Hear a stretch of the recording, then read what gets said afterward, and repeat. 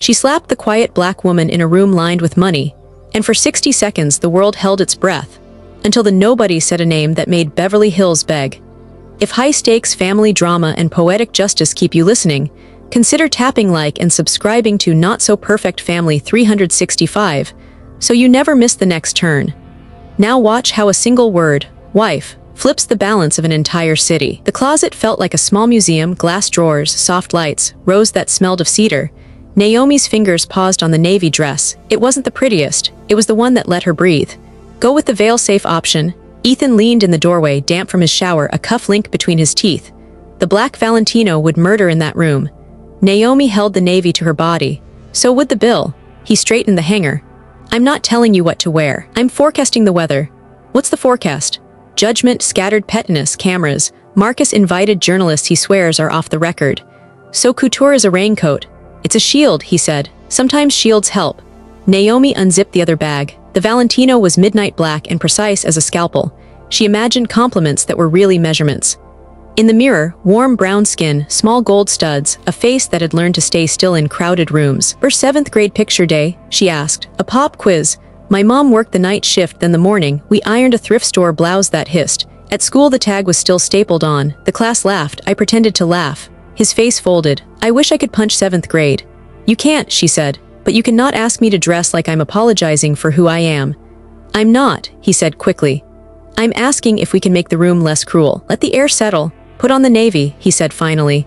Even if it kills me a little, she laughed. It won't. He fastened her necklace with surging care. I fell in love with you in a $15 dress. In a coffee shop with sticky tables, she said, guilty. He studied her. You look like you. In the car, the city unspooled. The navy moved when she did, quiet and sure. You're thinking, he said. I always am. About rooms that ask for costumes. Money as a translator that never quite gets my dialect right. Say the word and we go somewhere without a seating chart. And miss the transcendent risotto, she smiled. No chance. His phone buzzed, he silenced it. Marcus again. Forecast still says cameras. If anyone makes you feel small, I will. You will breathe, she said, and remember I'm not small. He laughed once. Copy. Her phone lit in her clutch. Jonah, you around then? NVM. She typed later and didn't send. Everything okay? Ethan asked. Yeah, she said. Spam. Sunset slid past Jim's. Billboards, faces that never blinked. Naomi's mind went to Detroit, hot laundromat air, coins biting her palm, her mother's voice, smile baby, people give more to a smile. Hey, Ethan said, we don't have to prove anything tonight. We never do, she said. Doesn't stop rooms from making you audition. Then we don't audition, he said. We headline. She rolled her eyes. Most CEO thing you've ever said. Worse than when I called our marriage a high-trust ecosystem. That one got a formal complaint. The awning appeared like a stage curtain. Valets flowed around the car. Ethan killed the engine and reached for her hand. Last chance to swap to armor. Naomi looked at him, at their fingers, at the woman in the window glass. She could put on the midnight dress and let the room exhale. She could stack signifiers until the maitre d' saw what he wanted to see. She squeezed his hand instead. I'll go as the person you married. He nodded, relief and fear sharing the same seat. The valet opened her door. Heat rolled in. Cameras clicked from the sidewalk, soft little gunshots. For a breath, Naomi stood in the seam between private and public, the thrift store blouse and the glass front closet. If I change for them, what's left for me? Aurelia's dining room moved like choreography, waiters gliding in soft-soled shoes. A pianist folding standards into the air, the low hum of people who had decided money was a personality. Naomi followed the host past tables where crystal caught the light like trapped stars. Heads turned, not rudely, just long enough to inventory. The navy dress read as an absence. In a room built on statements, her quiet felt provocative. Their table by the window was a small stage. Ethan pulled out her chair and bent close. Breathe with me, he murmured. I am, she said. You're the one doing Lamaze.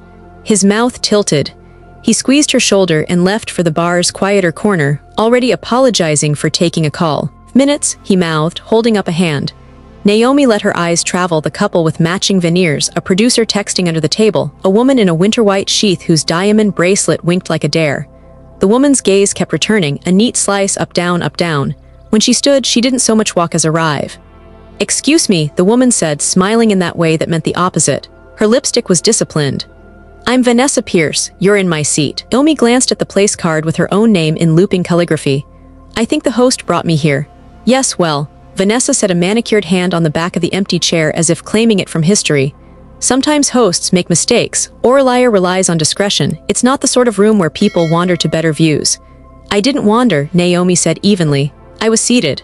A tiny laugh, ice dropping into a glass. Of course, you're very pretty. The compliment felt like a leash. Do you have a reservation, or were you placed here while your party is sorted? My husband stepped away to take a call. Husband. Vanessa tasted the word like something she could afford to send back. And he left you alone here. It's fine, Naomi said. I'm fine.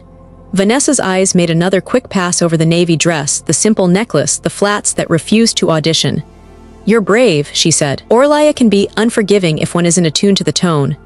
The tone, Naomi repeated. She kept her shoulders loose. The pianist slid into something minor key. Look, Vanessa said, softening her voice to a velvet threat. There's a private dining room, it's quieter, no press, I can have them move you, it'll be more comfortable. I'm comfortable here. Vanessa's smile thinned. I'm trying to help. Premium tables are curated. We do standards, darling. It's not a chain restaurant, it's a calendar. Naomi didn't blink. I'm not a smudge on your calendar. Something mean flickered. You know what I admire? Optimism, people who aspire, it's charming, it's just rooms like this, there's a literacy to them, codes, it's unfair to ask staff to manage confusion. Confusion about what? Naomi asked. Vanessa's gaze sharpened. About belonging. Naomi felt the old ache, laundromat heat, a stapled tag. Laughter that had taught her which walls to lean on. She steadied herself with a sip of water. I belong with the person I came with. That's the only code I'm fluent in. Vanessa wet her lips, the smile left. I don't want a scene, she said, raising her volume just enough to recruit nearby tables. But this is a premium area our members expect. I have a reservation, Naomi said again. I'm not moving. There it was, the shift from civility to sport. Vanessa's eyes lit the way a cat's do when the bird stops pretending it can fly. Sweetheart, she said, there are places for everyone. This just isn't one of yours. Oh, Naomi said, which ones are mine? A couple at the next table stilled. A busboy paused mid-pour. Please, Vanessa said, exasperation fraying the edges of her vowels. Don't weaponize this. It's not about. She gestured vaguely at Naomi's skin, at the dress, at the life she decided she was cataloging. It's about decorum, standards. Don't pretend you don't know what you look like sitting here. Naomi's hands were steady on the linen. I know exactly what I look like, do you? Vanessa's color rose, furious roses climbing a trellis. You're making everyone uncomfortable. I'm sitting, Naomi said. Exactly. Vanessa's voice went bright and hard. You're occupying what you haven't earned. Earned. The word hit like a thrown coin. Naomi thought of Saturday mornings reading with kids whose laces were broken, of her mother's hands cracked from bleach, of breath saved for the walk back to the bus. She was not going to cry in this room. My checkbook isn't the ticket, Naomi said quietly, and not being loud isn't consent. Oh darling, Vanessa leaned in, perfume and winter and something metallic.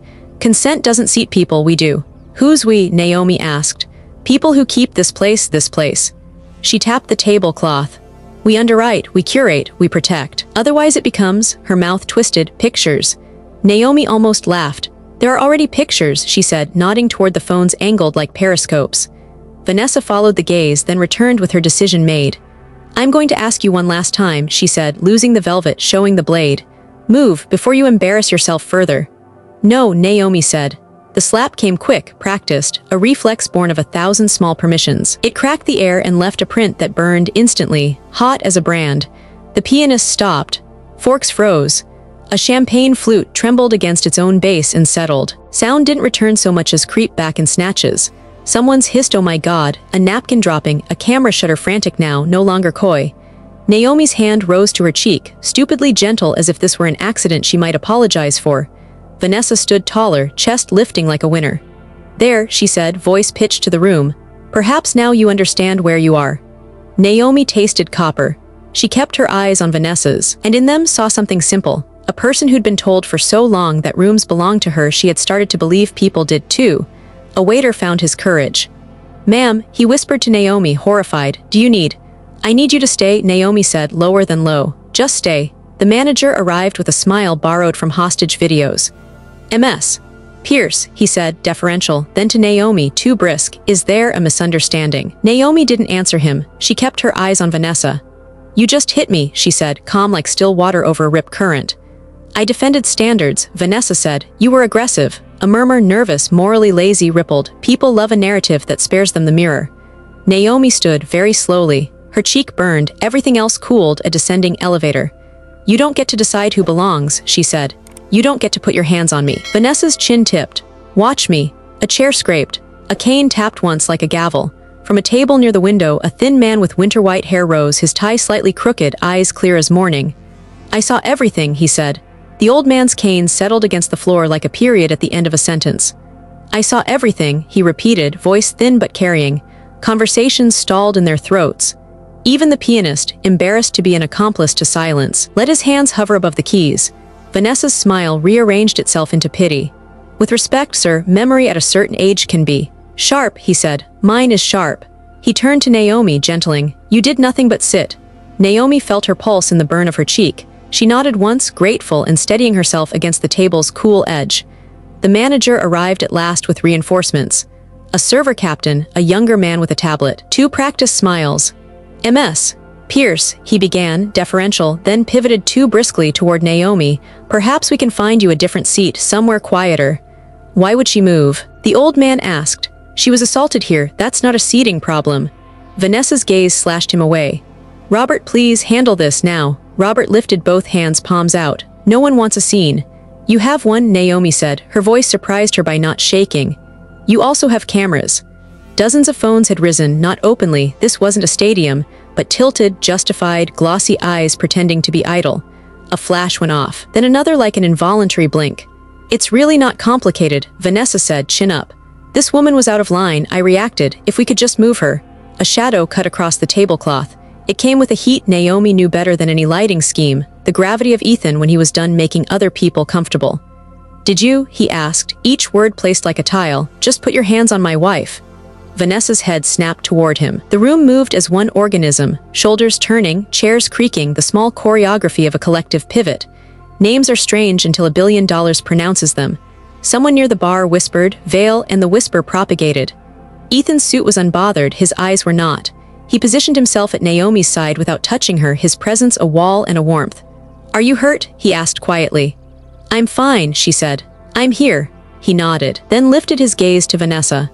MS, Pierce, yes. It wasn't a question. Color drained from her face infinitesimally, like a tide sneaking out. We haven't been introduced, she said, trying to make charm pay its old bills.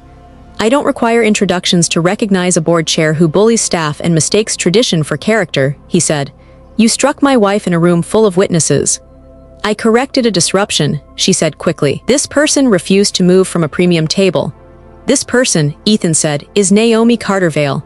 He let the last name land where it could do damage. The table is ours, your entitlement is the disruption. Robert coughed, finding his crisis voice. Mr. Vale, if we had known. Known what? Ethan asked without looking at him. That she belonged to someone you recognize, is that what determines dignity here? Robert's mouth opened, closed. No, sir. Of course not. Ethan's attention returned to Vanessa. You will apologize to my wife. In the same volume, you used to humiliate her. A tremor flickered through Vanessa's carefully built face. This is absurd, she said, but softer now. It was a misunderstanding. Misunderstandings don't leave fingerprints, the old man said, pointing with his cane at Naomi's cheek. What exactly do you want? Vanessa asked, calculating angles that used to work. A donation, access, I can make calls. Naomi turned her head then, letting the red print speak for her. You want to purchase the memory of what you did, she asked. Vanessa flinched at the word memory, at the way the room held it. I want to resolve this like civilized people. Civilized people don't hit, Ethan said. A glass clinked, cutlery sighed. The pianist, deciding the scene needed a soundtrack, found the slowest song he knew. Naomi felt the room's physics change. The name Vale had shortened distances, altered air. Faces that moments ago had catalogued and dismissed were now careful. It made her queasy and furious at once.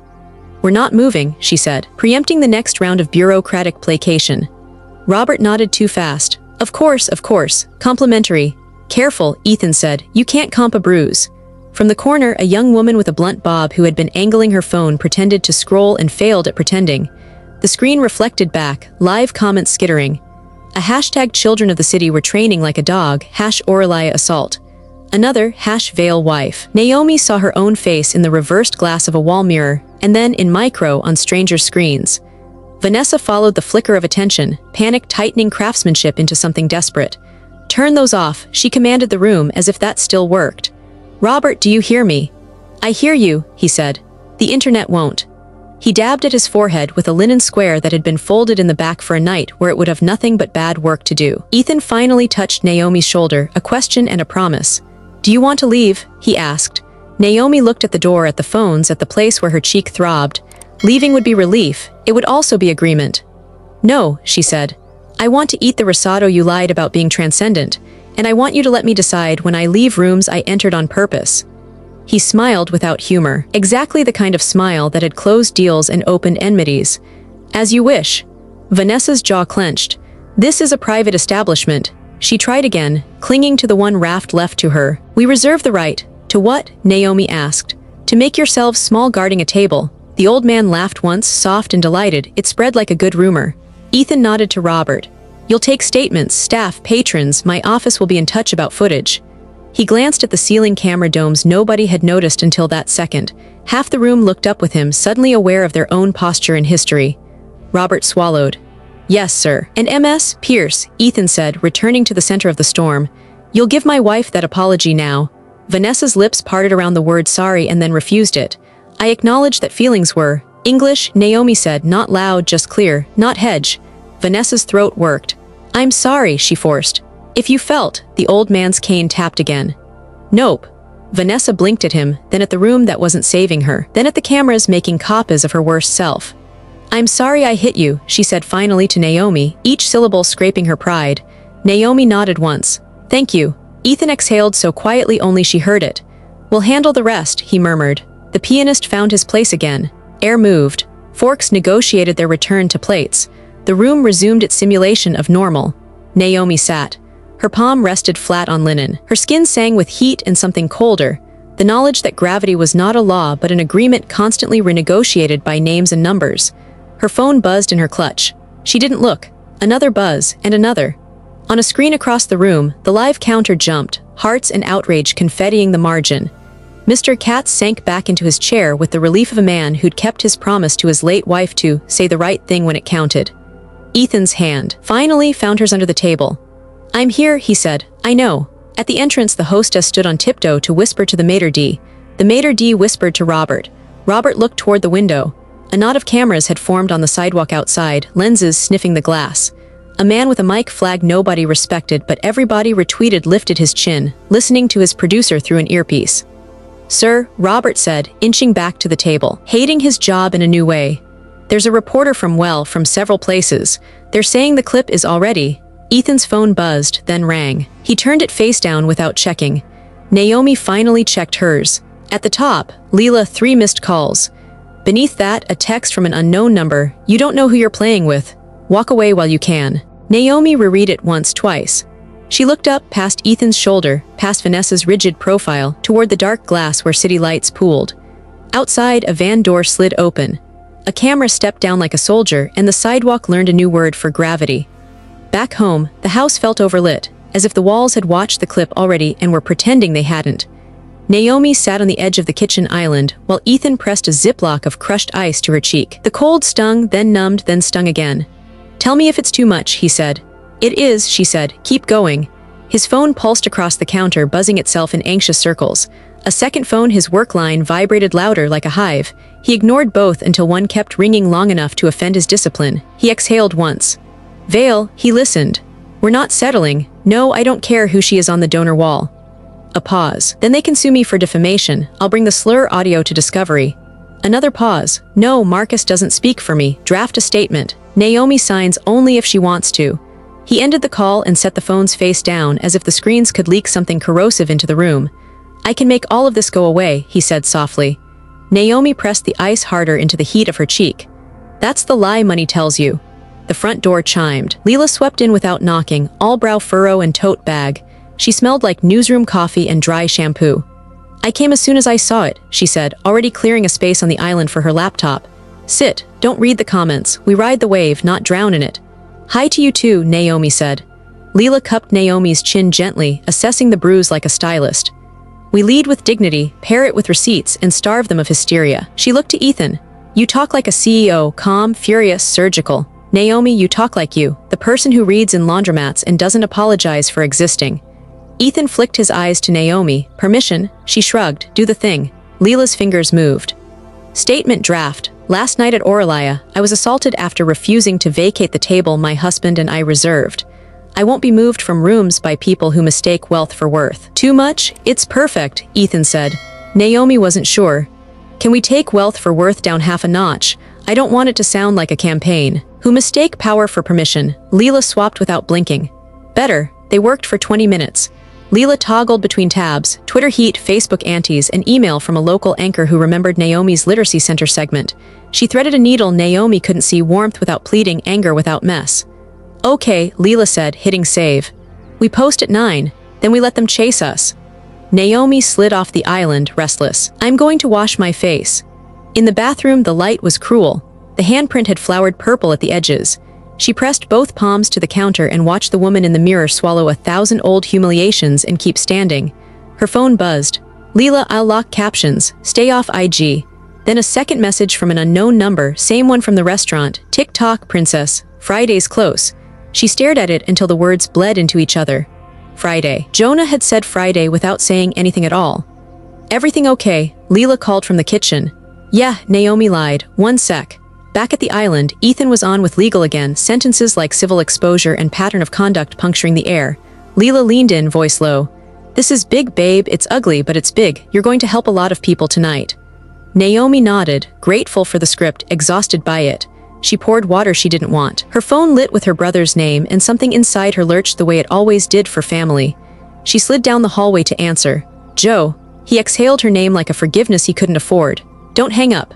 I'm not. A beat, a distant TV, a microwaved sadness. I'm in a jam.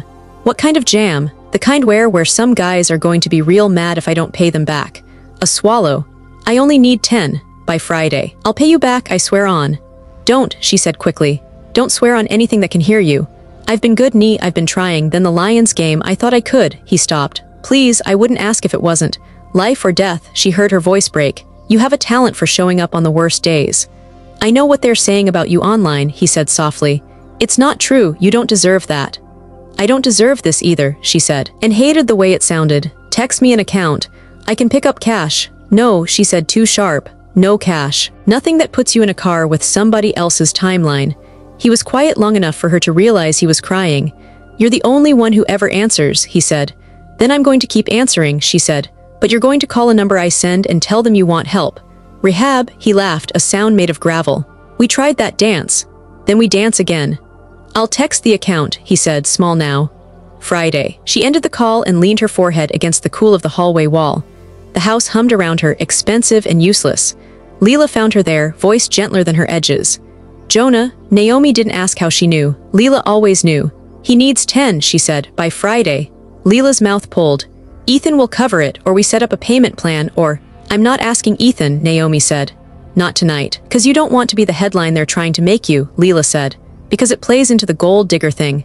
Because it's my brother, Naomi said, and watched Leela's eyes do a calculus she couldn't watch to the end. They went back to the kitchen. Ethan ended a call and without context reached for Naomi's hand. We'll sleep, he said, or fake it. In the morning it'll feel like something we know how to fight. Sure, Naomi said.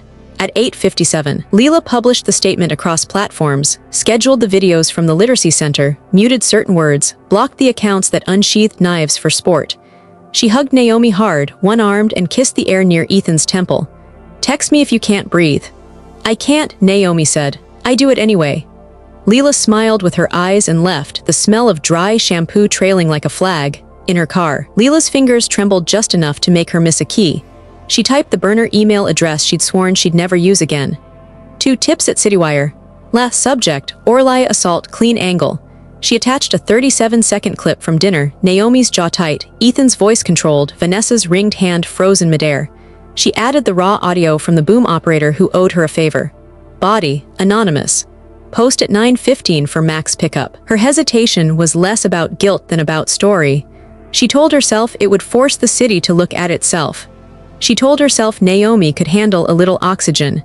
She hit send and told herself she was a friend. Inside, the house went quiet the way houses do when people pretend to call it a night. Ethan showered. Naomi lay awake and counted the ceiling beams, then the seconds between the thunder of her pulse.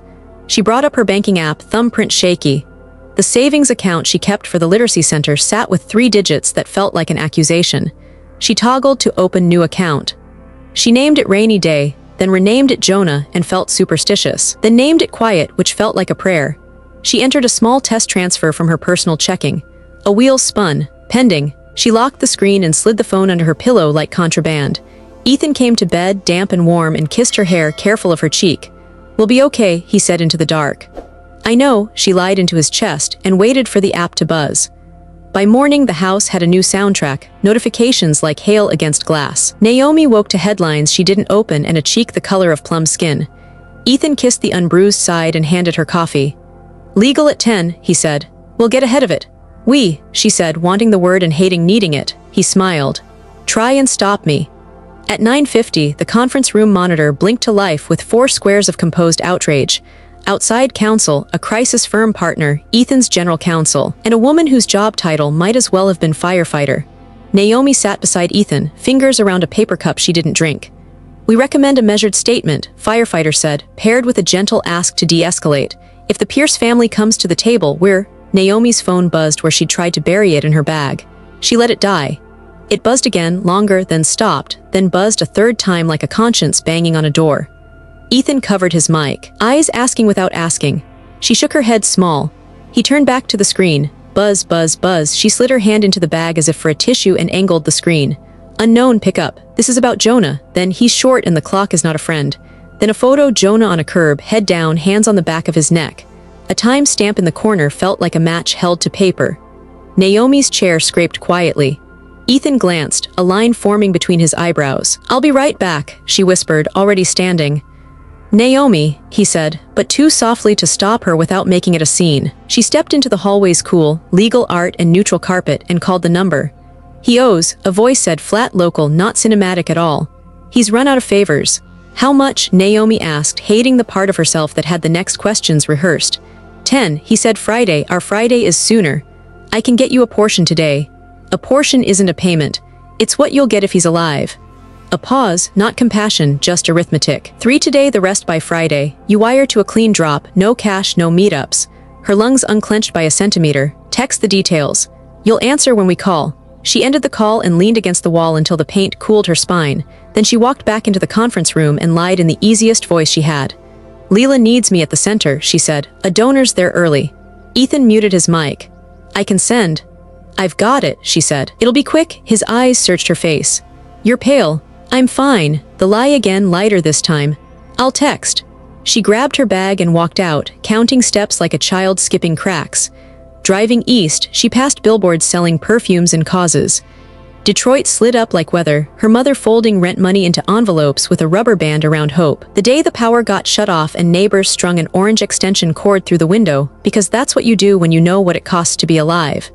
She pulled into a bank she didn't usually use, the kind that asked for calendar invites to touch its own cash.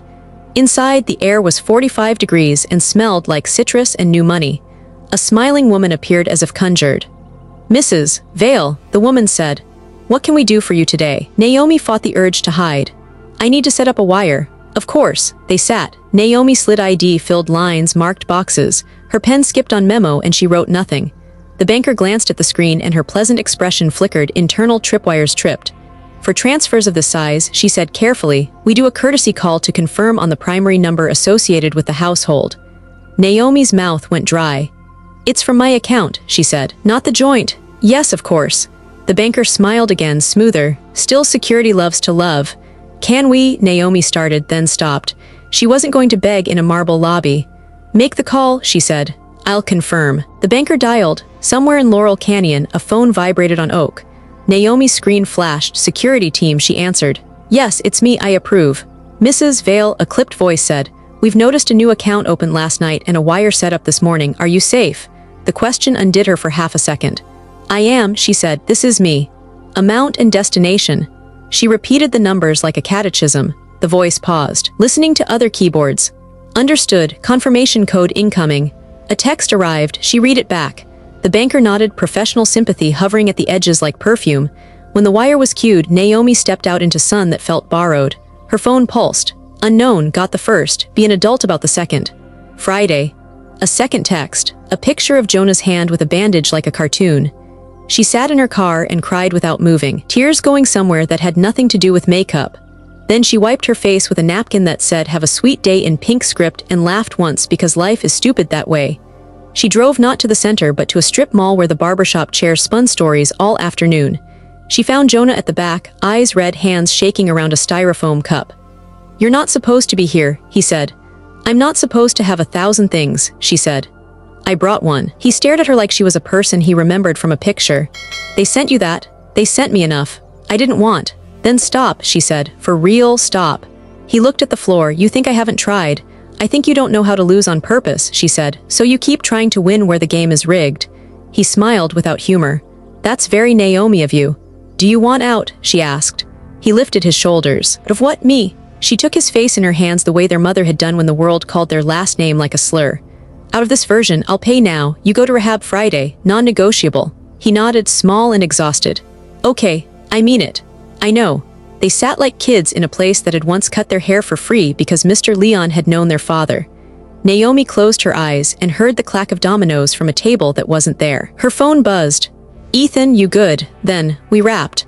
Coming home." She typed "on my way" and hit send before she could edit the lie into something prettier. By the time she reached the canyon, the bruise had shifted colors again. The house glinted like a secret in the hills. Inside, the AC hummed and the mints in the bowl by the door looked like pills pretending not to be. Ethan was at the kitchen island, his laptop open, a browser tab bright with the blue and white of a bank site. A stillness had settled over him that never meant peace. "Hey," she said, setting down her bag. He didn't look up. "How was the donor?" "Early," she said. "Fine." He tapped one key, his jaw worked. "We have alerts," he said, almost conversational, for unusual activity on any of the household profiles. She felt heat climb her neck. "Okay, today we got one." He turned the laptop gently, the way you turn a photo of a baby to a stranger in line. On the screen, wire confirmed, quiet right arrow RM holdings, amount, time. The 4 digits of a confirmation code she had read to a man who wanted to know if she was safe. Ethan looked at her like a person trying to pick a lock without breaking the door. "What is quiet?" he asked. "And why did you move money without telling me?" Ethan didn't raise his voice. He set the laptop between them like a third person and asked again, slower. "What is quiet?" Naomi touched the counter because the marble didn't flinch. "A savings pocket, mine. For what?" She thought about answering with all of it, the curb photo, Jonah's voice cracking, the bandage on a hand that shook. What came out was smaller. "Family." His jaw clicked once. "If you needed money, you ask me." "I didn't need it for me." "That's not the point." He rubbed his temple, then caught himself and dropped his hand as if the gesture were a luxury. "A wire to an anonymous holding company, the morning after half the city films my wife being assaulted, trips every tripwire we have." It wasn't anonymous to the person it had to reach. "Who?" Naomi looked at the floor, then at his face, which had always been a place she could live. "My brother is drowning," she said. "I'm bailing water." That's the whole story. Some muscle behind his eyes softened and then tightened again, the way mercy does when it collides with fear. "You should have told me. I knew how it would look." "And now?" he asked. "Worse," she said. His phone lit with a name that makes rooms stand straighter. "The board," he said. "Emergency session. Optics, risk, all the words." "Come," he added, reading her flinch. "You're not the risk. Pretending you aren't in the blast radius is." The Helios Boardroom sat on the 30th floor and pretended it was an art gallery. Concrete, glass, a table long enough to make people walk differently. Naomi took a chair at the far end. Ethan took the head. A woman director with flawless silver hair offered Naomi a bottled water as if solidarity could be handed across mahogany. Marcus Shaw, the coup, arrived with a sleeve of immaculate slides and the energy of a man who had slept in his tie. "We'll get ahead of this," he said, not looking at Naomi when he used the word we. "Step 1, no litigation. We settle, we donate, we disavow. Make it about a systemic, teachable moment, not a personal vendetta." "Vendetta," Ethan said. "Not our word," Marcus smoothed. "Theirs. I'm telling you how this plays. Donors get spooked by messy, pensions like predictability." The general counsel cleared her throat. "We have a clean assault case. There's audio, there are witnesses." "The internet isn't a courtroom," Marcus said. "It's a stomach. Feed it a statement, move on." "Move on to what?" Naomi said before she could stop herself. The room tensed like muscle around a bruise.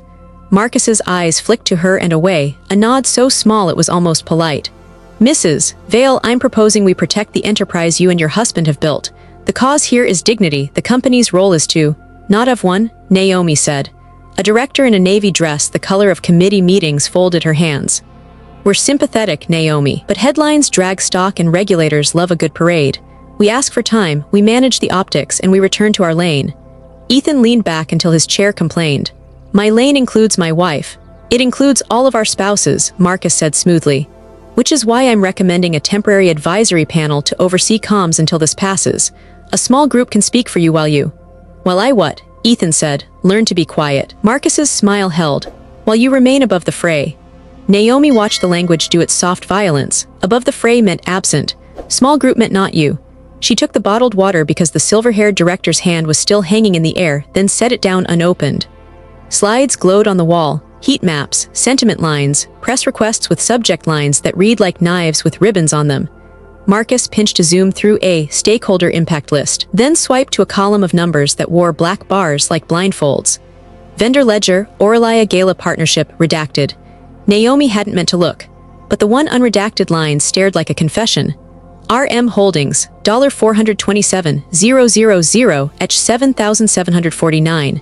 There was a note in the margin, Pierce Foundation vendor MGMT special event. The room's air thinned. Naomi didn't move. The last 4 digits sat there, burned into her eyes, identical to the ones she'd given a stranger in a bank lobby that smelled like citrus. 7,749. She could hear the fluorescent ballast hum, could feel the tightness under her bruise like weather. Her brother's debt had a drop box with the same mouth as Vanessa Pierce's charity vendor manager. The memory of the text, be an adult about the second. Friday brushed against the word special and all she wanted to do was swallow the table whole. Marcus, Ethan said, still watching him the way a storm watches a roofline. Why is a Pierce-adjacent shell in a Helios deck? Marcus didn't even turn. We sponsor the gala. Our ESG team contracts through their vendor manager. It's how rich people buy absolution. He said it like a joke, it landed like truth. Naomi could feel her heart throwing itself against her ribs trying to get out. What's with the black bars? Ethan asked. Privacy, we redact what we don't need to see. Who decides what we don't need to see? Naomi asked and heard the way her voice scraped. The finance team, Marcus said, and people who like sleeping. The general counsel glanced between them. Can we return to the question of whether we are or are not suing a woman who struck the CEO's wife? Marcus didn't hide the eye roll because he made sure the wall caught only his profile. We are not suing anybody. We are doing a 60-day listening tour, donating to literacy programs, no offense, and producing a tasteful panel on civility. Offense taken, Naomi said, standing before she knew she would. The bottled water toppled and rolled to the foot of a director who bent to retrieve it, as if he had just been handed moral responsibility. I will not be weaponized as your alibi. Naomi, Ethan said softly, a hand up, palm empty, stay. She stayed. Marcus pivoted to a slide titled Crisis Playbook with a flowchart that ended in Q4 stability like a bedtime story for men with expensive watches. Naomi tried not to look at the tablet on the table next to Marcus's elbow, tried not to see the rest of that ledger. But the tablet flickered when he tapped and the next line, half redacted, flashed, RM Holdings, $113,000, etch 7,749. Another note, Concierge Vendor Recon. He felt her looking. He flipped the cover like a shutter. His smile returned, small and bland. Board materials are confidential, he said, pitched for her in the transcript. I read the 4 numbers, she said, not the secrets. Silver-haired director leaned forward. Marcus, humor me, who owns RM? Not us, Marcus said, which is why we don't ask questions we don't need answered. Ethan turned his head slowly. We ask now. Marcus spread his hands. I can have procurement pull a W-9 and a contract. Do that, Ethan said, and find me a vendor manager who believes in sunlight. The meeting staggered forward. Words like fiduciary and reputational risk skittered across the table like bugs that think you don't see them. Naomi sat, breathing through 4 counts and back through 6, the way her therapist had taught her when rooms felt like traps. Her phone buzzed in her lap. She didn't want to look and looked anyway. Unknown, clock says 48 hours. Don't get brave, she swallowed. The digits on the ledger pressed against her skull like a stamp. Across the table, Marcus was already drafting an email. When he glanced up, he caught Naomi watching.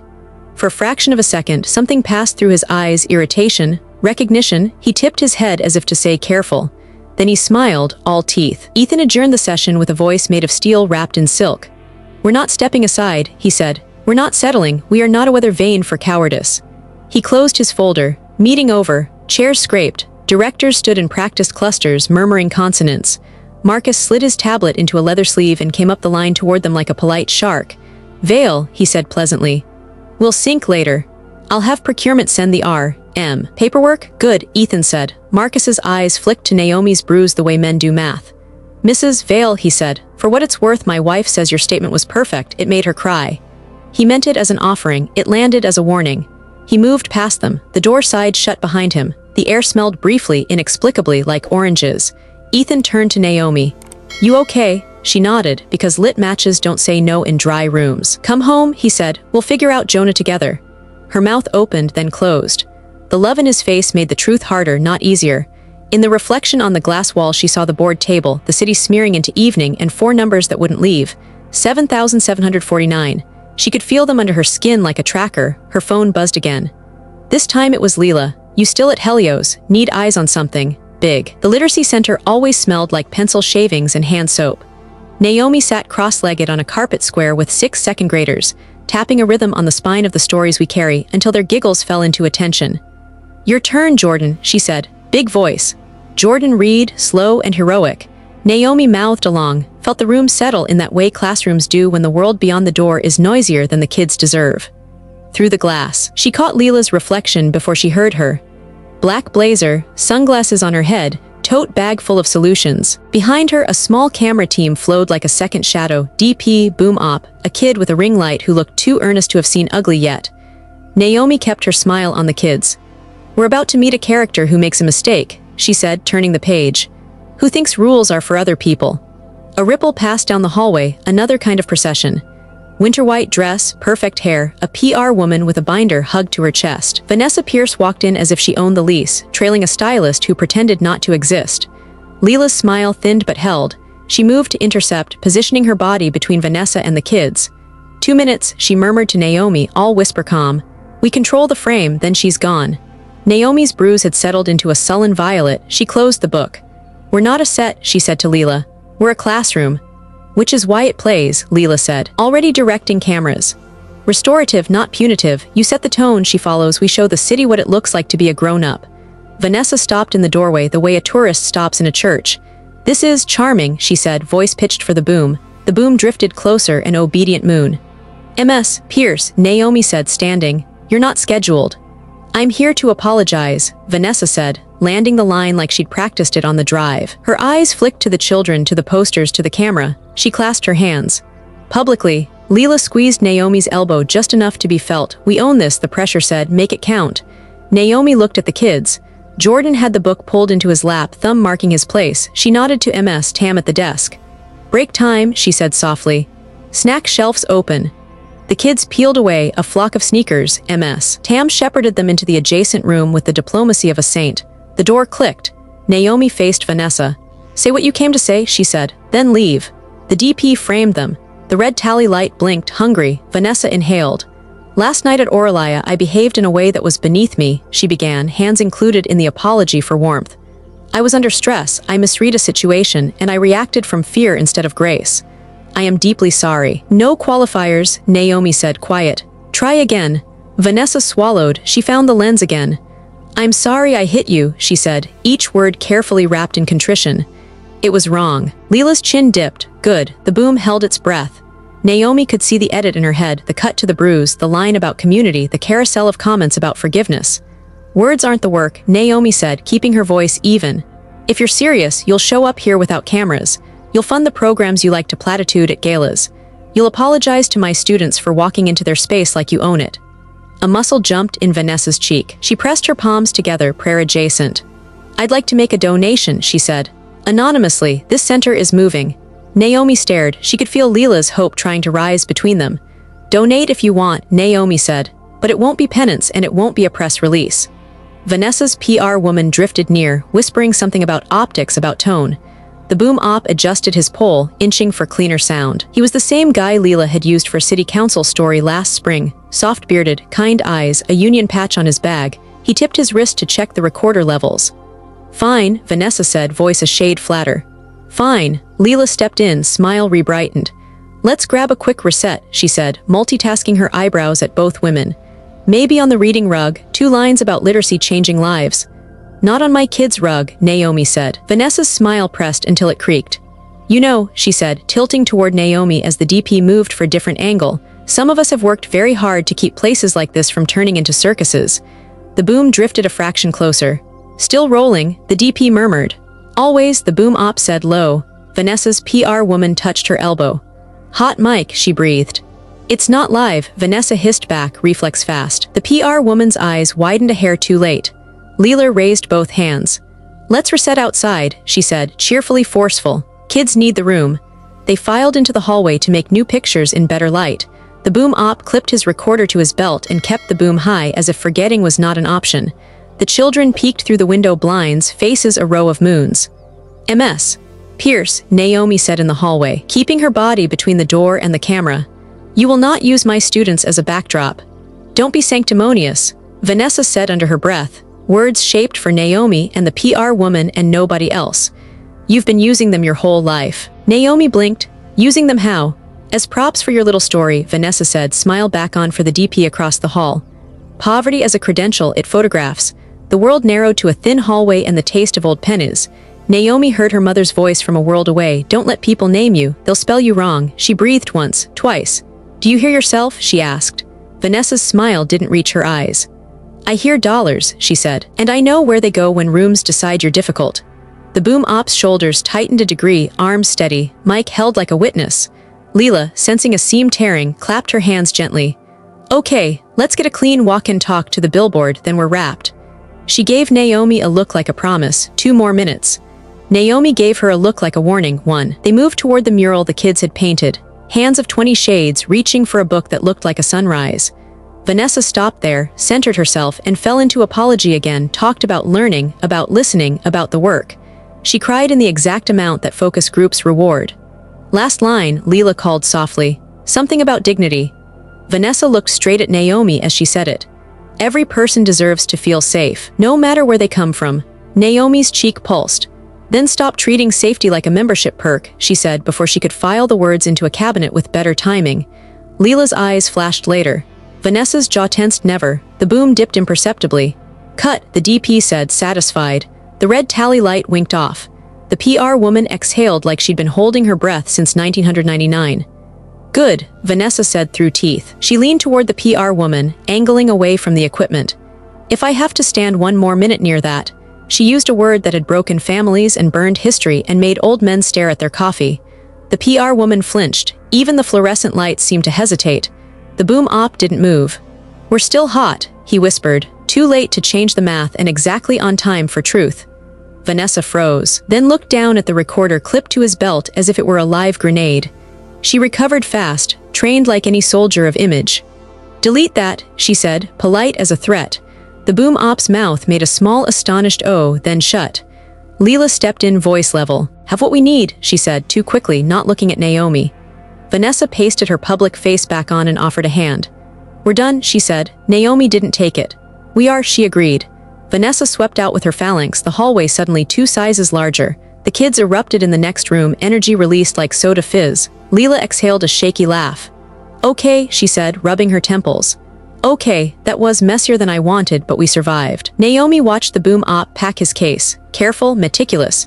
The ritual of someone who knows what sound can do once it leaves his hands. He zipped, shouldered, and looked at Naomi.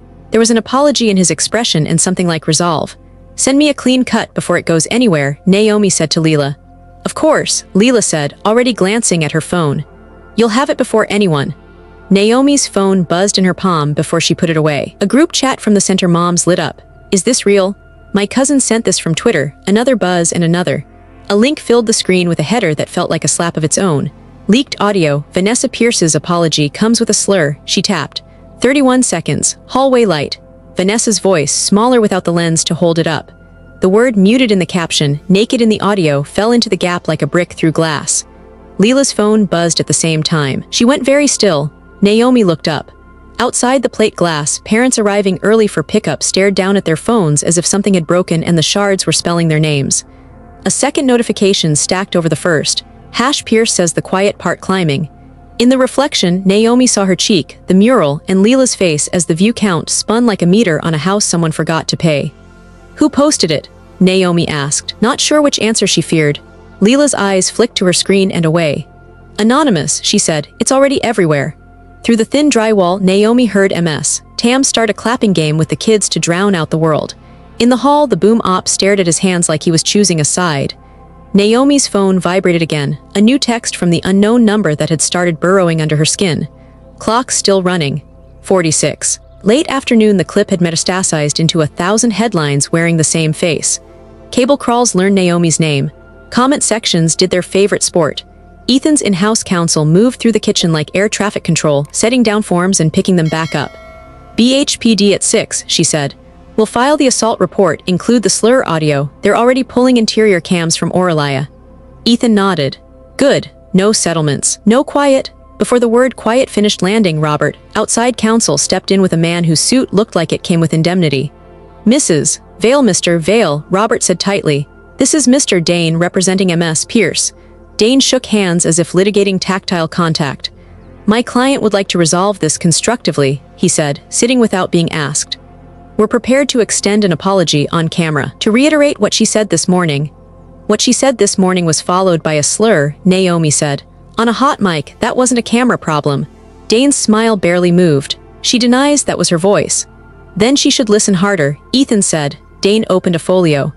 We're proposing a package of steps that benefit everyone. A 7-figure donation to your literacy center, no strings. A joint appearance at a community event. A signed statement that both parties regret the escalation. In exchange, you agree not to pursue criminal charges or civil action. Naomi stared. You're paying me to call racism a misunderstanding. We're offering a path forward, Dane said. The city wants closure. The city doesn't get a vote on my dignity, Naomi said. Ethan leaned in, calm like a pulled blade. Addendum, MS. Pierce's foundation funds are not to be laundered through third-party vendor managers or concierge shells. We've seen the trick. Dane blinked once. I don't know what you're referring to. You don't, Naomi said, tasting the lie. But your friends do. Robert cleared his throat. We'll be filing tonight. Dane set his pen down with funereal care. If you do, the gloves come off. MS. Pierce sits on boards with people who buy ink by the barrel. I'd suggest you think like chess, not checkers. Ethan smiled the way a man smiles when the other side confuses money with weather. We build servers, Mr. Dane. We like long games. Dane stood. My client will proceed accordingly. He turned to Naomi, the veneer cracking a millimeter. I hope you find this satisfying. Naomi met his eyes. I hope you find employment. He left. Robert closed the door and blew out a breath into silence. Okay, he said, BHPD at 6. They were almost out the door when Naomi's phone chirped in a different key, an email tone she'd changed in college to make sure she didn't ignore scholarship notices. From Mur at Protonmail subject, you're right. Her thumb hovered, she opened it. You don't know me, I'm the guy who keeps the lights on when executives go home. I saw what you saw in the board deck. RM Holdings isn't a vendor manager, it's a funnel. Pierce Foundation payments in, Gala Concierge payments out, and not just them, your COO runs the switch. A link, download, RM Paths, zip. Naomi, Ethan asked. Minute, she said, already forwarding the mail to herself again, just in case it fell off the edge of the world. She tapped the link. Her phone warned her about strangers. She overrode the warning because fear was already a roommate. A folder opened to a spreadsheet and a crude little map, bright lines between boxes, the way a kid draws a city. RM Holdings Right Arrow Red Meridian Limited. Cayman Right Arrow Sundries. Event staffing / security / reputation services. Dates. Amounts. Notes that sounded like jokes until they didn't. Etch 7,749 repeated like a drumbeat. Her pulse found the pattern. Ethan, she said and turned the screen. He went very still. Who sent this? Mur, she said. Night shift says Marcus runs the switch. Counsel stepped closer. We need to move this to a secure machine. Naomi's phone buzzed before she could answer. Unknown, clock says 44. Grown-ups keep promises. She put the phone face down like it might bite. Also need to get to the station. At BHPD, fluorescent lights bleached anger into paperwork. Naomi described the slap in sentences that sounded like evidence and tried not to sound like herself. The officer was careful, the way people are when they sense the room could explode. Ethan added names, dates, camera domes, slur audio. They watched the report become a number and felt both safer and more exposed. Back home in the canyon, dusk stacked the hills. Leela's car was in the drive. Inside, candles had been lit in that way PR people think makes pain photogenic. Don't kill me, she said, hands up. I brought soup, also a plan. I don't want a plan, Naomi said. I want a nap. Too bad, Leela said lightly, then sobered at Naomi's face. Okay, 10 minutes, then you can hate me. They sat. Leela slid a folder across the island. Every outlet wants you tomorrow, she said. Morning shows, podcasts, panel wars, we pick two and make them regret booking anyone else ever again. Naomi didn't touch the folder. Vanessa's lawyer came with money wrapped in a bow. Leela's mouth curled. Of course he did. Did the bow match the foundation gala color scheme? Close, Naomi said. Also, someone sent me a map that says Marcus has a side gig laundering concierge payments through RM Holdings. Leela's eyebrows climbed, then tried to be neutral. Anonymous tipsters are a genre. It came with routing numbers, Naomi said, and the same 4 digits as the account that texted me about my brother. Silence, brief and alarming. Leela recovered, changed lanes. We'll get Jonah safe, she said. Everything else we collect, we verify, we don't accuse ahead of the evidence. Since when? Naomi asked, and it came out too sharp. Leela laughed like it was a joke she could afford to claim. Since I became your responsible friend. Naomi's phone pinged with a new email. From Mer subject, last piece for now, careful who you trust. She opened it. Another file, RM Ledger Q3, PDF. The first page was neat columns. She scrolled, Pierce Foundation disbursements, security, arrivals, concierge. Another page, Helios ESG sponsorship reimbursements. Another, small retainers labeled strategy and reputation. A line caught like cloth on a nail. L, Morno strategy, retainer, $8, 500, etch 7,749. For a moment, the room went snow quiet. Then every small sound came back louder. Fridge hum, candle spit, Leela's breath. Naomi made herself read it twice because the first time might have been grief doing tricks.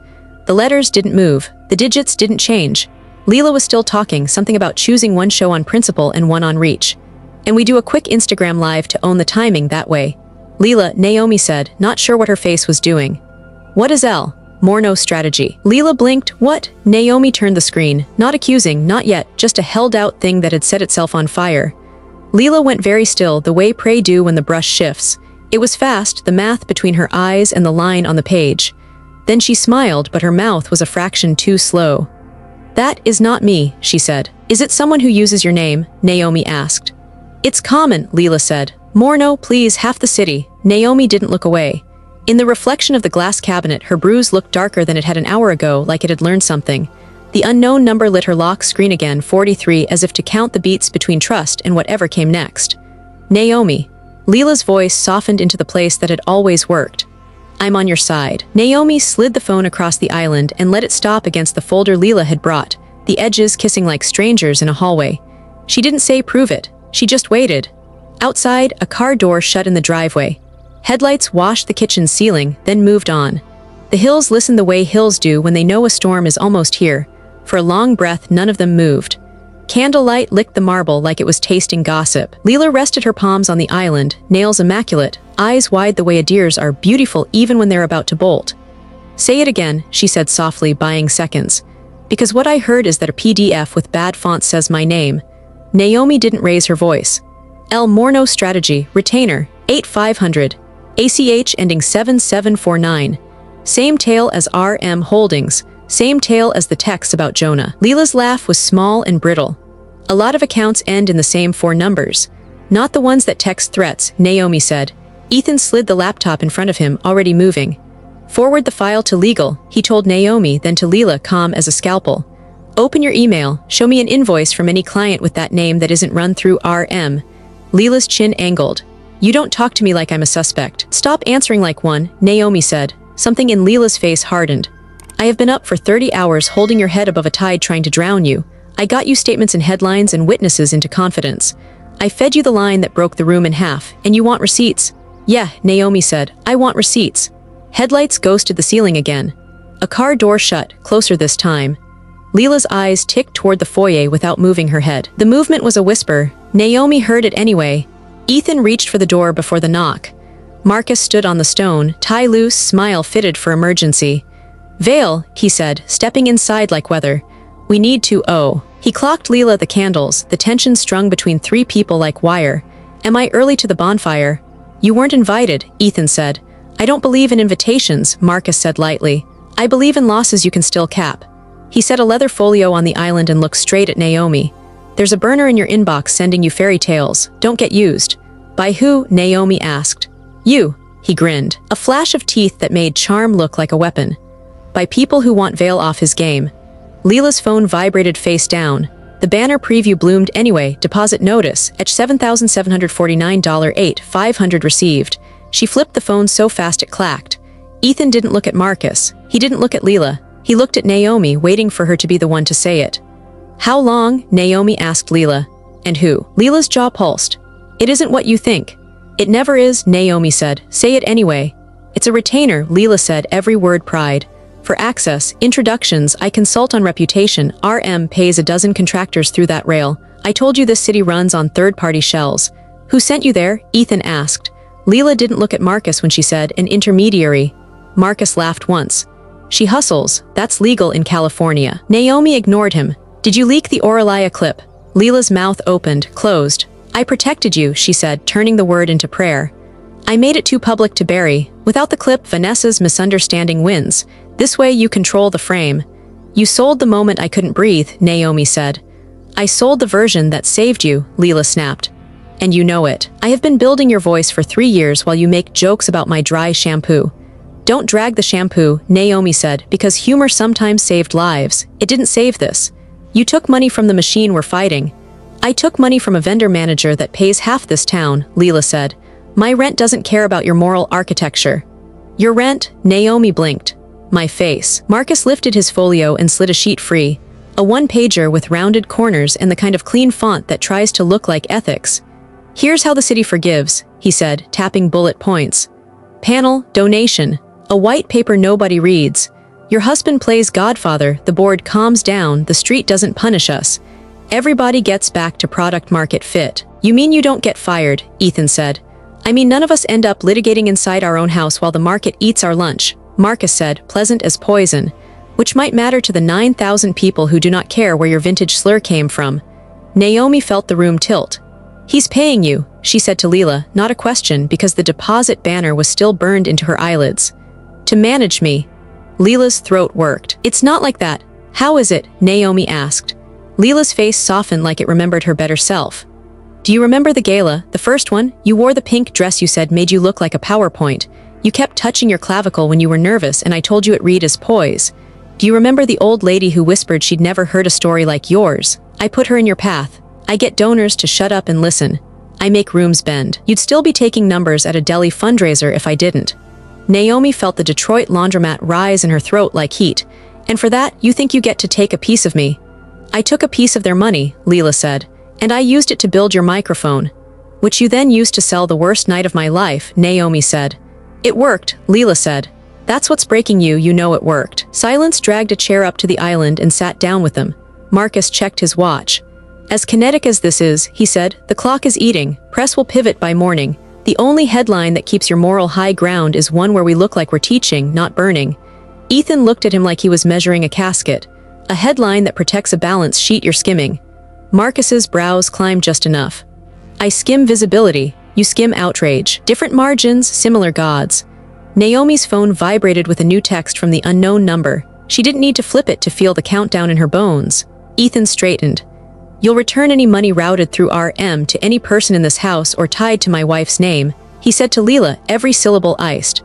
"You'll also send me every contract, every invoice, every email." Leela's eyes flashed.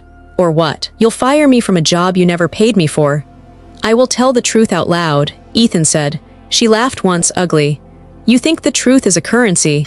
I've been paying in truth since I could spell it. The only thing that deposits is narrative. And right now, you need mine." Naomi pressed her fingers to the tender shelf of her cheekbone and said the thing she'd been avoiding since the Stovelight years. "I needed my friend." Leela's face cracked. She breathed like someone had punched her and she'd run out of good stories to cover it. "I am your friend," she said. "This town is complicated. I did the math I thought would keep you standing." "It kept me trending," Naomi said. "Those are not the same." The front gate camera pinged. Ethan glanced at the tablet by the security panel and frowned. "Who is that?" "Who?" Naomi asked. "A kid," he said, tapping to zoom. The image resolved into a man in a hoodie, late 20s, tired in a way night shift people carry like a badge. He held a messenger bag close to his ribs like it might be evidence or a weapon. He kept looking over his shoulder. His eyes found the camera, and he lifted a hand in a small, desperate wave. Naomi's phone pinged again. I had to come. They know I pulled the logs. Don't answer the door if there's a second car. I think I was followed." The driveway filled with another set of headlights, then a third. Tires whispered on gravel. On the tablet, 3 shapes slid to a stop behind the first. One door opened, then another. The intercom crackled. Mrs. Vale, a man's voice said, professional and too calm. Helios Security. We need to speak with you about stolen property. The intercom crackled again. Mrs. Vale, Helios Security, the voice repeated, patient in a way that felt practiced. Open the gate. Ethan moved to the panel, fingers hovering over the unlock like they were over a trigger. Code phrase, he said. A pause, sir. Code phrase, he repeated louder. If you work for me, you know it. Silence stretched. Tires shifted on gravel. A second voice cut in, lower. We're here for company property taken by a contractor. Call ye, Naomi whispered, pulse in her throat. Now. Ethan dialed his head of security on speaker. 2 SUVs at my gate claiming Helios, he said. Authenticate. Yee's answer came clipped. We didn't send anyone, back off the door. BHPD is 2 minutes out, I'm routing a car. A beat, do not engage. Ethan looked at Naomi. Her phone pulsed in her palm. Mur, don't open. I can jump the side fence if you cut the west lights. She could see his silhouette on the camera, skinny, scared messenger bag clutched like a chest plate. West lights, Naomi said. Ethan killed them. Shadows stepped across the hedges like they had teeth. On the tablet, Mur popped over the fence, stumbled, then ran low to the side door. Ethan cracked it 6 inches and pulled him through. He was all edges and night shift sweat. Hi, he said to Naomi, breath choppy. I'm not a burglar. You picked a bad night to audition, she said. Boots treaded gravel. Someone pressed the intercom. Sir, this is internal, let's not make a thing. It's already a thing, Ethan said and hit the exterior speaker. Leave my property now. A new headlight bloom washed the stucco. Red and blue flickered behind it. A patrol car slid to a stop. The fake security men straightened. BHPD stepped out, hands easy but prepared. Evening. The officer called, eyes taking in door counts, plates, body language. We got a call. She glanced at the SUV logos, at their 2 clean faces. ID. The men produced laminated badges that looked like they'd pass until they didn't. The officer studied them longer than politeness required. Cool, she said, unbothered. But if the homeowner says leave, you leave. Civil matters don't come in black Suburbans after sunset. The men exchanged a look. The driver's smile slid off his face like a sticker. We'll be in touch, he said, which in this town means we'll try again in daylight with a lawyer. They backed out, taillights doubly red as they turned down into the canyon. Inside, Mur stood small in the kitchen as if the marble might reject him. I'm sorry, he said, voice raw. I'm not a hero, I panicked. You're here, Naomi said, that counts. He lowered the bag onto the island like it might explode.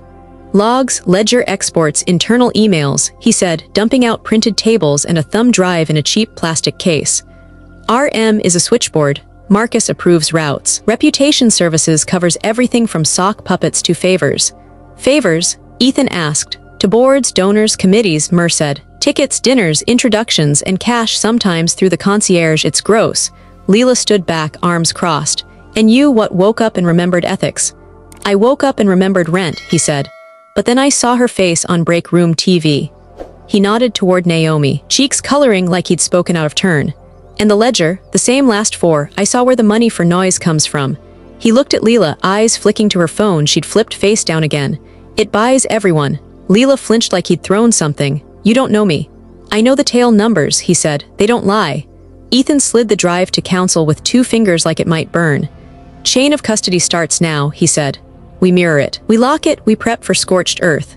Leela folded into a bar stool, all enamel and exhaustion. If you go nuclear, the board will make you the problem, she said. Marcus will cry about governance and you'll be a headline about capricious founders. I'd rather be a headline than an accessory, Ethan said. Naomi had been steady so long she didn't feel herself sway until she sat. The kitchen went soft at the edges.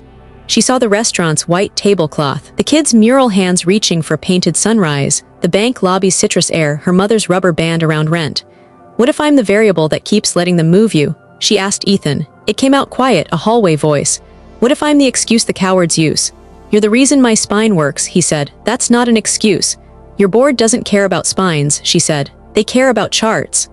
Counsel gathered the papers, careful, clinical. We'll need statements from both of you tomorrow, she said, already texting. And we should move Mr. Mur, he said, please. We should move Mr. Mur to a hotel under an alias. He shook his head. They'll find the alias, they work with the hotels. You can stay in the guest room, Ethan said. Mur looked at the ceiling like it might judge. I shower fast. Leela grabbed her tote, decisions made behind her eyes. I'll get out of your way, she said, tone suddenly clean of persuasion. To Naomi, if you want me to disappear, say it.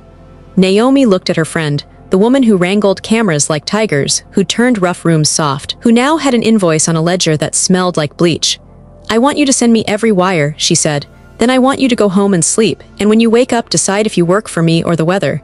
Leela's mouth trembled, then steadied. "I've never worked for the weather," she said. "I work for the storm." She looked at Mur, at Ethan, then at Naomi. "Call if you can't breathe." She left without another pitch. It was only then, when the house went quiet except for the hum of a continent of servers somewhere feeding and feeding, that the thought cracked open like a seed. What if leaving would shrink the target? The suitcase in the closet was a muscle memory. She rose and walked the hallway. The closet lights clicked on, gold on cedar. She tugged a weekender from a shelf and packed like a thief. Jeans, flats, the navy dress, the t-shirt from the laundromat fundraiser that still smelled faintly of sugar cookies and bleach. Toothbrush, the small photo of her mother in a cracked frame she kept in the back like a talisman. Ethan appeared in the doorway and leaned his shoulder to the jamb. "No," he said gently. "I'll stay in a hotel," she said. "Downtown, no one will know which one. It takes heat off the house, off the company, off. It puts heat on you." "I'm already on fire," she said. "Maybe I burn somewhere that doesn't have your name on the mailbox." "This house has your name on it," he said. "Every inch, the door code is your birthday." She zipped the bag. The sound felt like a verdict. "I don't want to be the justification they need to hurt you." "They already want to," he said. "Don't help them by erasing yourself." She stared at him and thought about all the ways love gets heavy when you strap it to a world that keeps inventing weights. "You keep talking like an engineer," she said. "Facts, vectors, loads." "That's because the facts are on our side," he said. "And because if I start talking like a husband, I'll lock the door." Her laugh cracked and turned into something wetter. "What if I need you to lock it?" He took 2 steps and folded her into him, careful of her cheek. "Then I will," he said into her hair. "But I won't do it to win. I'll do it to keep you from breaking yourself, to make cowards comfortable." Her phone rang, unknown number. She almost didn't answer, then did because the day had taught her that refusing to pick up doesn't stop things from happening. "Mrs. Vale," a voice said, warm as tea and old wood. "This is Abram Katz. I hope I'm not intruding." She closed her eyes, the old man from Oralia. "How did you?" "I told the officer to give you my number," he said, as if that were how numbers migrated. "And I bribed your literacy center with Rugelach for your email." She laughed a little because life remains ridiculous in its best moments. "Mr. Katz, I won't take your time," he said. "My wife is gone 11 years now. There were months when the world announced to us loudly that we did not belong. We stayed. Not because the world deserved us, but because we deserved the life we were building. Every room that tried to shrink us, she expanded. We ate dessert first as an act of war." He coughed.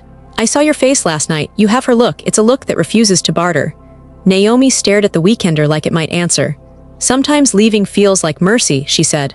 "Sometimes it is," he said, "and sometimes it's a pretty word for surrender." She swallowed. "What if staying hurts him? What if leaving teaches them they can hurt you into absenting yourself?" he said. "You are not a chair they get to rearrange." She breathed in and out, felt the room steady by degrees. "You're very good at this." 53 years of practice, he said. "Also, I used to teach middle school. I've seen every trick cruelty thinks is new." She laughed again, the kind that shakes something loose. "Thank you. Invite me for dessert when you win," he said. "I make a mean lemon tart." He hung up before she could say we don't know how to bake. She stared at the bag, at the door, at the mirror where a woman in a navy dress looked back like she'd been here all along. She thumbed open the ride app and watched the car creep up the hill. Then she canceled it. The screen asked if she was sure she was. She walked back toward the kitchen with the bag in her hand. Ethan saw, read the answer in the not going, and let his shoulders drop the inch he'd kept for bracing. Mur sat at the island, eating soup like it was a ceremony. The house exhaled. The doorbell rang. Ethan checked the tablet. 2 uniforms, 1 suit. He opened the door. The detective's badge flashed, formal and unblinking. "Mr. Vale, Mrs. Vale," he said. "We need you both to come downtown." He looked at Naomi, then at Ethan, then down at his notes. "It's about your brother." The detective's name was Hale, with salt in his hair and a voice like a metronome. At the station, he slid a photo across the table. Jonah on a curb, hands laced behind his head, a paramedic's glove hovering at his temple. "He's alive," Hale said. "Picked up on a disturbance call behind a motel.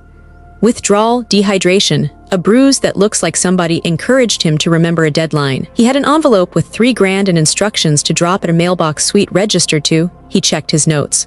"R.M. Holdings, tail digits 7749. Naomi's stomach went cold. "He's not a dealer, he's drowning." "Drowning men make bargains," Hale said. "Your brother's phone shows messages that match the ones you got. Clock talk. We're treating him as a victim and a material witness. I need you to explain your wire." "I sent money to stop a beating," Naomi said. And called you 5 minutes later. Hale's eyes softened a degree. That helps, we'll need statements and MS.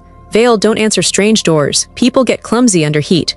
She nodded, muscles aching from holding everything that wasn't falling apart. Ethan put a hand on her knee under the metal table like an anchor. Detective, he said, we also have internal documents tying R.M. to a charity vendor manager and our COO running the switch. We'll share those with your office. Hale's eyebrow nudged the ceiling. Bring a hard drive and a helmet. They left with a custody slip bearing Jonah's name and a promise he'd be moved to a detox bed by morning under observation. Outside, the sun had tilted into that late afternoon gold that assumes you have the luxury to notice. Ethan's car smelled like leather and aspirin. Board meets at 5, he said. They want to steady the ship. Ships sink under the wrong captains, Naomi said. Helios's 30th floor boardroom was colder than most church basements. Directors clustered in curated empathy. Silverhair offered Naomi another bottled water with the same small, stubborn kindness. At the head, Ethan stacked a folder and set his spine like a ruler. Marcus entered last, tie undone half an inch as if to telegraph long hours. He smiled at Naomi like a condolence card. Let's begin, he said, sliding into the seat at Ethan's right without asking. Ethan didn't look at him. It's my meeting. Marcus's palms spread. Of course. Naomi took a chair halfway down, not at the table but not in the gallery, close enough to make eye contact, far enough to be told she was out of order. Legal counsel, ye on a back wall, 2 assistants with pens that made no sound, the choreography of corporate conscience. Ethan opened. There will be no settlements, he said. There will be no both sides equivocating. We'll pursue the assault and the slur as far as the law allows. Separately, we've received evidence of a vendor shell routing reputation services through RM Holdings. That ends today. Marcus cleared his throat into the space where men practice sounding reasonable. We all condemn what happened to Naomi, he said, saying her name like a favor. But markets punish drama. We propose a focused listening tour, a significant donation. No, Ethan said. A director in a navy dress tried diplomacy. Ethan, our fiduciary duty includes not laundering money, Naomi said, the words coming out before permission could catch them. Heads turned. Marcus's smile thinned. Mrs. Vale, he said, velvet stretched over wire. This is a governance conversation. It's also a math conversation, she said, reaching into her bag. And I can count to 4. She slid copies down the table printouts Murr had labeled with a monospace clarity that read as whistleblow. R.M. Holdings Right Arrow Red Meridian Limited. Cayman. Notes, concierge arrivals reputation, highlighted digits at the ends of lines like a nursery rhyme for criminals. 7,749. Procurement can explain those, Marcus said lightly. Holiday party season is a labyrinth. Here's procurement, Naomi said, laying down an email with a subject line that read like a dare. Per your instruction, route through RM. M. Shaw, the CC list had 2 directors on it, both suddenly fascinated by their water. Silverhair leaned in. Marcus. Template language, Marcus said. We rubber stamp vendor codes, we do not babysit routing. You're making weather out of fog. Fog doesn't text my brother a clock, Naomi said. Fog doesn't show up as a Dropbox on extortion instructions. Fog doesn't buy shell retainer invoices for people paid to manage my life into a digestible product. Ethan's gaze flicked to her. She felt his question there, Leela, and kept going because pausing would feel like drowning in a room that pretended to be oxygen. We also have slur audio, Ethan said, relenting to the choreography of exhibits. He nodded to Yi, speakers hummed. Vanessa's hallway voice unfurled, silky contempt shaping a word that had cost a century of lives. The room absorbed it like a stain. No one breathed until it finished. The city has heard that, Marcus said. What they haven't heard is stability. Sponsors flee sloppiness. The board recommends an interim comms committee, 3 directors, independent, to approve all Vale statements. We keep you above the fray while we... You mean you cut his mic, Silverhair said. No. A director with a sales background and a watch that could sponsor a small orchestra cleared his throat. Optics demand we consider leadership clarity, perhaps a short sabbatical while we... Take a vote, Marcus said, too fast. For the health of the enterprise. Naomi watched it happen, the pivot from sympathy to strategy, the way men call betrayal prudence and expect applause. Words like sabbatical stack themselves into a wall you don't see until your back hits it. Ethan sat very still. You want me out while you stabilize the very scheme you're running through a tanning bed LLC. Marcus smiled sadly at the table. I want you protected from yourself. Let's vote, Navy Dress said, eyes flicking toward Marcus, then away, tiny gravity plays that make and unmake kingdoms. Naomi stood, breaking the etiquette that keeps wives ornamental. Before you do that, she said, voice steady enough to surprise even her. "Note that I hold proxy on 37,000 Class B shares, gifts from before the wedding that your bylaws let me vote. And I move for the immediate suspension of Marcus Shaw pending independent investigation into RM Holdings and any affiliates routing reputation services out of this company's ESG arm." Marcus blinked. For half a second, he looked like a man who had found a nail where he meant to find a doorknob. "Mrs. Vale," he said, smile returning with a chip in it, "you don't understand the consequences of weaponizing internal documents." Naomi met his eyes. "I understand the consequences of men like you explaining to women like me what a bruise costs." Silence tightened. Then Silver Hair, who had raised 2 daughters and outlived a son, said, "Second." Navy dress wavered. Sales watch looked to legal looked to the floor and thought about pensions. A director at the far end, quiet, buttoned up, the type that funds professors, said, "Aye." Silver Hair confirmed. Marcus laughed once. "You don't have the votes." Ethan, without looking away from him, raised his hand. "Aye." Eyes wheeled. Numbers spun. Marcus's mouth thinned. "You'll regret this," he said softly, and meant it the way men mean weather. Ye moved without being told. "Mr. Shaw," he said, polite enough to sting, "please surrender your badge. Security will escort you to your office to collect personal effects, then downstairs." Marcus didn't fight the choreography, set his badge on the table with a little clack that sounded like a domino, slid his tablet into a leather sleeve and stood. "You think this ends with me," he said to Naomi, not smiling now. "Check your quiet account when the DA asks you why you're wiring extortion notes to my vendor." "We've already told them," Naomi said. "Your vendor is their problem." He shrugged. The shrug said fog. The eyes said fire. He walked to the door. It opened before he reached it. Hale stood there with 2 plainclothes and a woman in a navy suit whose eyes looked like subpoenas. "Afternoon," Hale said, nodding toward Ethan, then Naomi. He turned to the room. "Marcus Shaw, you're coming with us. And Helios board, congratulations, you're all recipients of a lovely thing called a preservation order." He held up a packet.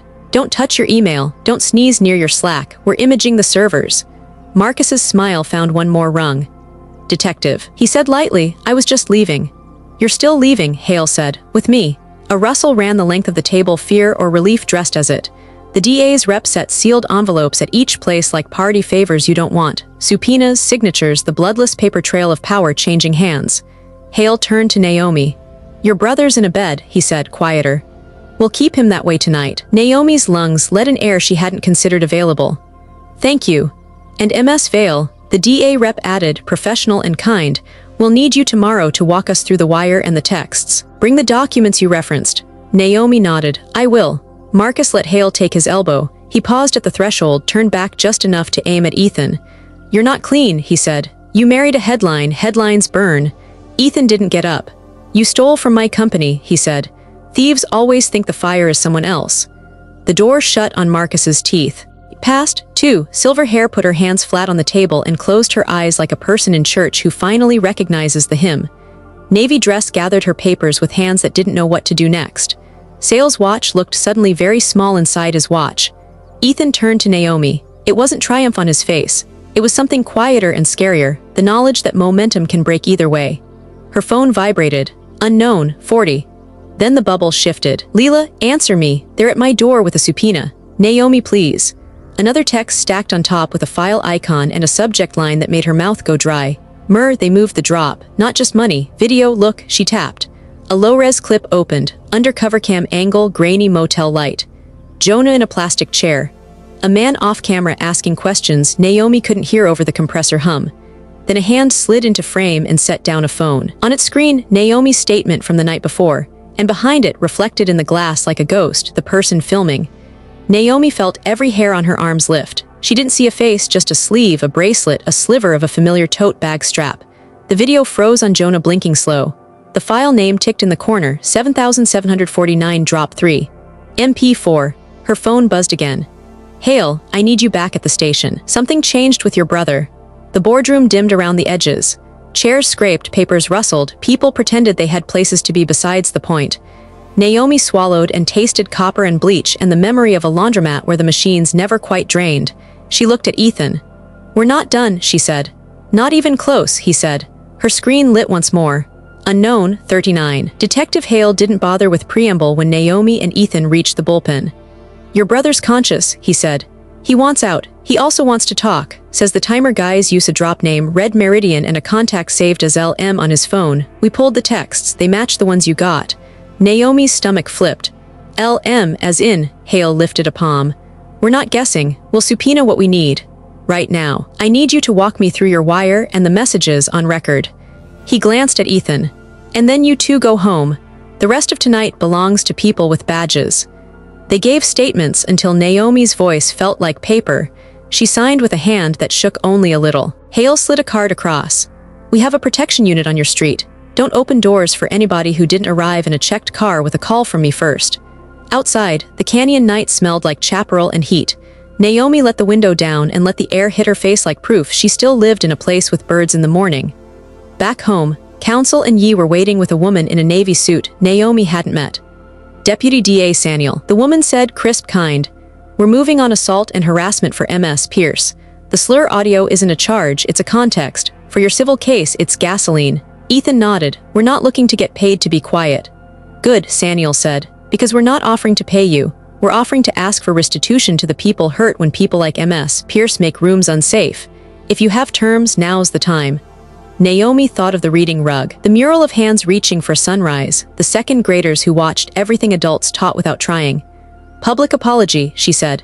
Not at a gala, at the center, no cameras she brings, mine only, and 10 paid internships for my students, real wages, real mentors, real work, plus tuition funds for the ones who don't want tech. Saniel's mouth curved. You've done this before.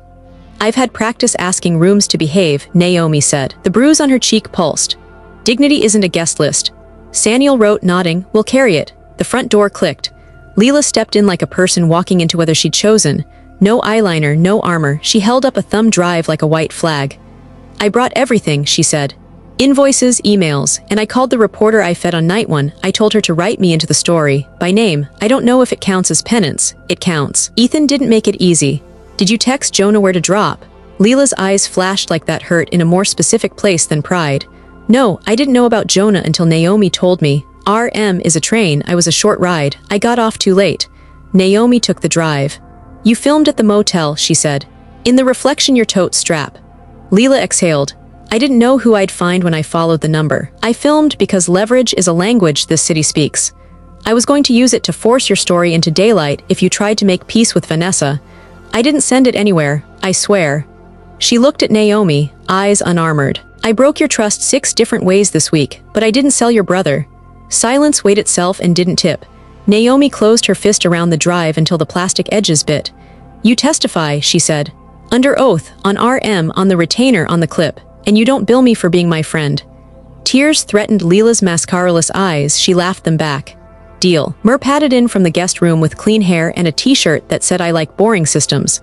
He placed a printed spreadsheet on the island, columns highlighted with a child's highlighter restraint. Red Meridian's ticket ledger, he said. I cross-checked with Helios's ESG disbursements and Pierce Foundation vendor notes.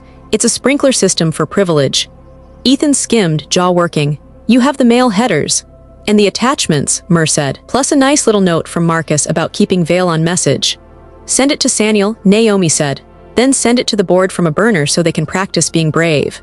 The house hummed with printers, scanners, fright, and coffee. At 2 a.m., Naomi's phone lit with a new unknown. She almost didn't answer because survival sometimes looks like ignoring. She answered because ignoring had never saved anyone she loved. Mrs. Vale, a woman's voice said, brittle and breathy, this is Vanessa Pierce. Every molecule in the kitchen turned toward the speaker. You have my attention, Naomi said. I'm calling as a mother, Vanessa said, as if mothers were a species that exempted you from the planet's rules. My children are getting harassed at school. Donors are freezing funds. My husband's angry. If we do your little restitution theater, will you tell the DA to go easy? Tell your husband to stop funding shell games, Naomi said. Tell your donors to stop buying absolution. Tell your kids the truth about what you did, then we'll talk. You vindictive, Vanessa swallowed whatever she'd been about to gift the room. You want to ruin me. I want you to look like the person you are, Naomi said. The rest is gravity. Vanessa hung up. The line went quiet and stayed that way. Dawn came like a confession. Hale texted at 7. Jonah moved to detox. Sober coach on deck. We'll see if he means it when he says I'm done. Naomi typed back. He will if we do. Then, thank you. At 9, the DA held a press conference. Saniel spoke in sentences that built small bridges. The slur audio played again, not for spectacle, for record. Vanessa's attorney released a statement about private growth, mutual understanding, and a future-focused community partnership, which meant we're bleeding money and would like to stem it with hashtags. At noon, Naomi stood in front of the mural at the center, cameras she'd invited on tripods, kids sequestered with storybooks 2 rooms away. She wore the navy dress because it had become less a garment and more a sentence she was determined to finish. "I was hit in a room that sells dignity like champagne," she said to the lenses. "I'm not leaving the rooms I build because other rooms don't know how to behave. For anyone who needs to hear this, you belong where your work is. You belong where your love is. You do not have to audition for basic respect." She looked straight down the barrel of the center camera, the affordable one they'd fundraised for with bake sales and grant letters. "We'll accept MS, Pierce's apology at this center. We'll accept paid internships. We won't accept hush money. Dignity isn't a guest list." A murmur ran through the small crowd, the good kind, the one that says a sentence just landed and is going to be quoted at dinner tables later. Naomi stepped back. Ethan squeezed her hand. Leela watched from the edge, thumbs flying, booking interns, building bridges, maybe telling the truth for once without editing herself.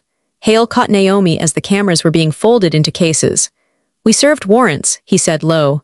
"Marcus's house, Red Meridian's office suite, Pierce's foundation desk. We've got 3 phones, 2 servers, and a very nervous accountant who would like immunity." Naomi's breath hitched. "And Jonah?" "In group," Hale said. "Said to tell his sister he's sitting in the front row to annoy the counselor." Naomi laughed, then covered her mouth because crying would look too much like relief, and she was rationing that for later.